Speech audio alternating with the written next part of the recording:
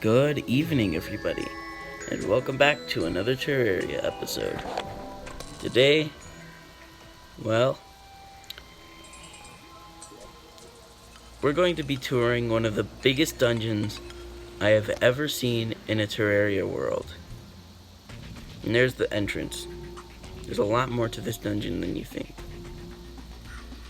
And here I am, swiping around the dungeon, just showing you how big it is. And I thought I had seen an unexplored area, but we'll get to that later. So first, we have this really long well down here. And yes, this is an expanded world on mobile, so it is expected to be big. And if you see all those blue notifications, that's because I built a bunch of houses by the ocean, mainly to civilize over there, because I had to do it for I'm trying to get the cracker, which will get you the parrot. And the parrot's just a pet, but I want it, so I'm gonna try and get it. I have to defeat a pirate raid, and then get a pirate to spawn in a house. And so I built a row of 11 houses. It's more like a column. But as you can see here, or as you saw there, basically there are crimson hearts right by my base. It's an entire crimson biome, and it's connected to the dungeon. This isn't my base. But anyways, I have this wisp, which is also obtained in the dungeon, but not until you've beaten Plantera. And this is what I'm using to light the way around the tour. And look, I found a cobalt shield. So back to what I was saying.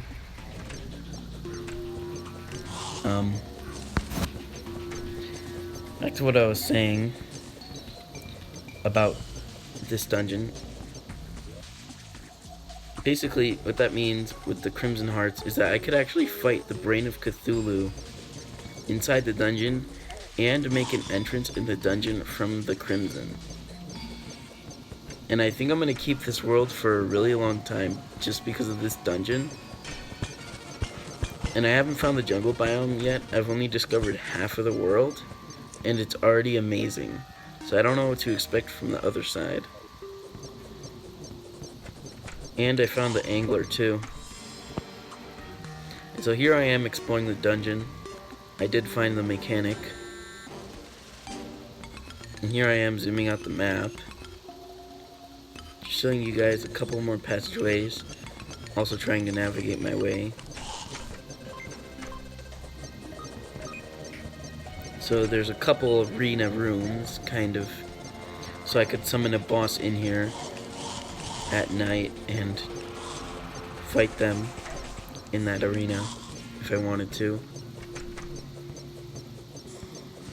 And really isn't much else for me to say about this, although I did clear a lot of the furniture in this place. And there is one really insane part about the dungeon that you normally would not see in another dungeon. So I start heading down. And so once we get to the bottom of this dungeon, or near the bottom of this dungeon, you're going to notice something really crazy, but here I am just mauling a bunch of skeletons. And I'm headed down here.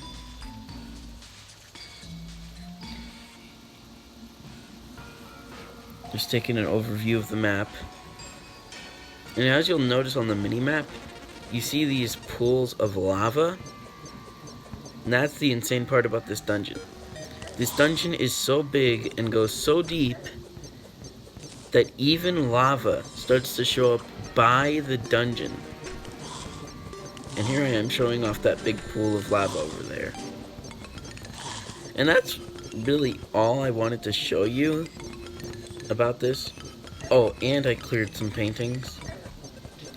Yeah, I have a few paintings now, and they look really cool. And also, there's the Crimson Chest. That's my first time seeing it. in any dungeon, because I don't usually go to the dungeon when I have a crimson biome. I usually just do a bunch of farming and stuff. I don't really pay attention to those exclusive chests. But that's about it. That's all I have to say on my thoughts. So I guess I'll stop the commentary here. Bye.